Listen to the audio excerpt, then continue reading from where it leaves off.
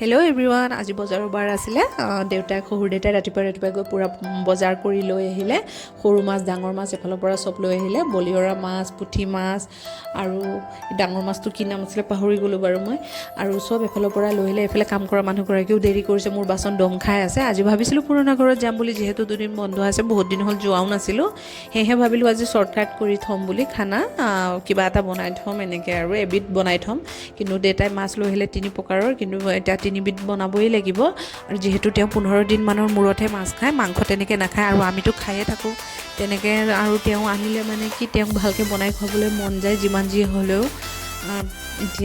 সেয়েহে এতিয়া আৰু বনাইছোঁ আৰু, কিন্তু যিমান সোনকালে কৰিব বিচাৰিছোঁ মোৰ নাই হোৱা। আৰু আজিহে মানে কাম কৰা মানুহগৰাকী দেৰি কৰিব পাৰিলে। আৰু এইফালে মাছৰুমখিনিও মোৰ ক'লা হৈ হৈছে আনি থৈ দিয়া কেইদিনমান, কিন্তু এতিয়া বনাবলৈও সময় নহ'ব। আৰু ফাইনেলি আমি পুৰণা ঘৰলৈ আহি পাই গ'লোঁ। ছোৱালীৰ হেপিনেছ আৰু দেখি পেলাই আৰু কি ক'ম আৰু, আগতেতো গম পাইছেই তাইৰ যিহেতু নতুন ঘৰত তেনেকুৱা তাইৰ ফ্ৰেণ্ডছ নাই। ইয়াত আহিলে তাই খুব হেপ্পী, ময়ো হেপ্পী। আৰু ভাল লাগে, ইয়াত এটা ঠাণ্ডা ঠাণ্ডা পৰিৱেশ আছে, ধূলি বালিৰ পৰা অলপ আঁতৰত, আৰু ভালেই লাগে ইয়াতে। আৰু আজিলৈ ইমানেই।